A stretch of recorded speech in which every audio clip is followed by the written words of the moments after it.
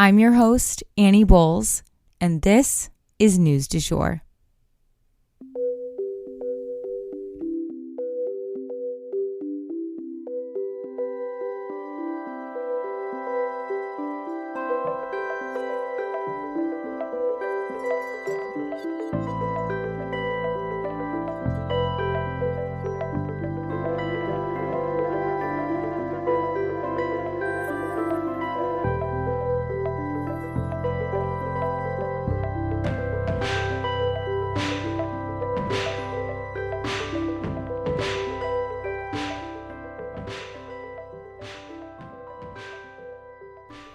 Hey you guys, and welcome back to the News du Jour, a calmer space to consume the news. So today we're actually headed over to Ukraine to essentially do a deep dive into some updates on the war. Let's jump in.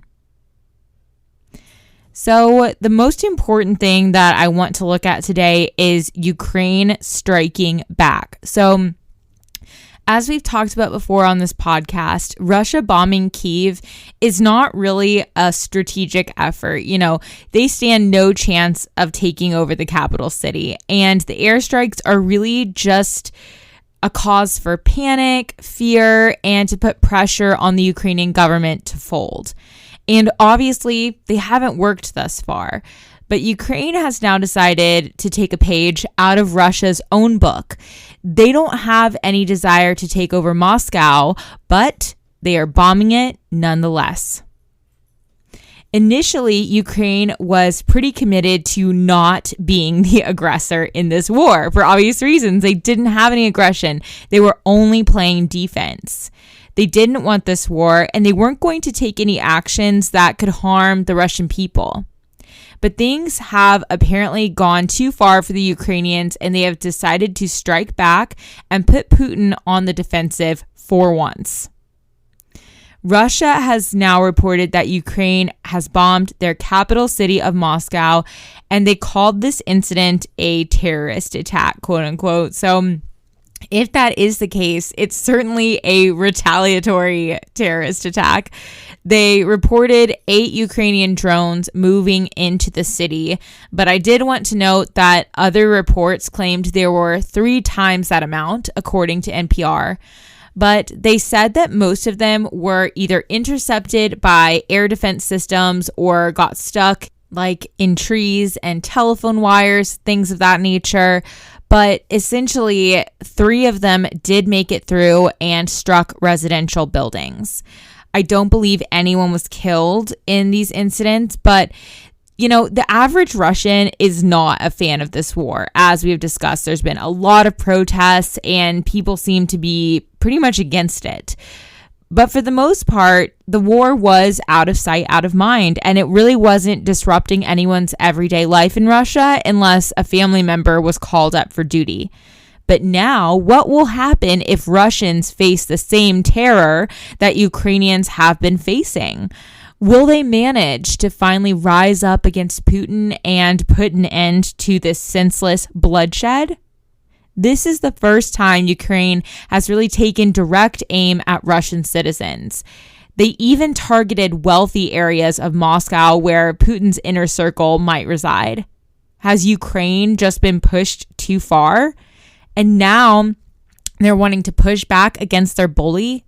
Will Russians have to face violence too? And will that change the trajectory of this gridlocked conflict? Only time will tell. But as always, we'll definitely keep you guys posted on any further attacks on Russian citizens.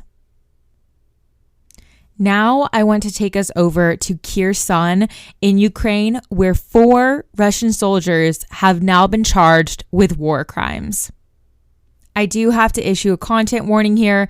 This story involves torture and graphic descriptions of violence.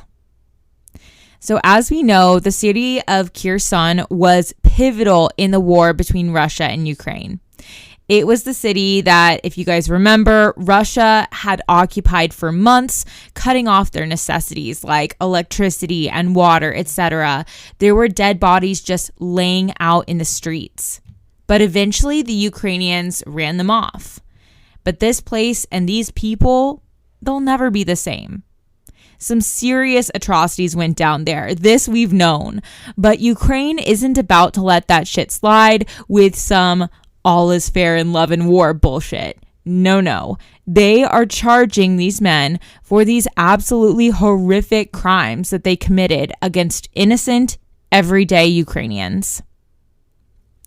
We're talking waterboarding, mock executions, intentionally keeping people awake for days to the point where it killed them, and electric shocks to various body parts, including genitals.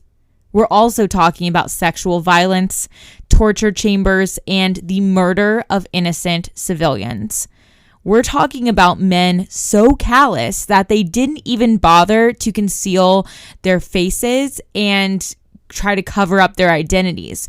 No, these weren't men. These were legitimate monsters, you guys. These men being charged by Ukrainian officials are the commander who ran this detention center, if you can even call it that, and then 3 of his collaborators. And former inmates were actually able to identify these men by photographs because they remembered their faces because, like I said, they were that bold and that callous that they felt they didn't even need to cover up their faces. Now, a bunch of people who were working in these facilities did cover their faces. So we'll probably never know those people's identities, but imagine the fear and horror of all these figures standing around you, torturing you, most of them masked. I mean, these people, I don't know how you recover from something like that. Unfortunately, these men have now escaped and may never be found and forced to face the music. But Ukraine filing these charges is obviously an important and significant step. If they ever were to be located, these men can be charged and convicted and sent to a prison of their own. And that, for today, is the news du jour. Today, I wanted to leave you guys with the quote, "Remember your humanity. Forget the rest." If you enjoyed this episode, please subscribe on whatever podcast platform you use to listen. A rate and review or shout out on social media would mean the world to us and help us be able to keep creating the news du jour. But the best way to support all of our work is to become a patron at www.patreon.com/sugarfreemedia. You can also follow us on social media under sugarfreemedia.co on Instagram and just sugarfreemedia, all one word, on TikTok. We appreciate you listening and look forward to telling you about the news again next time on News du Jour. Broadcasting from Oklahoma.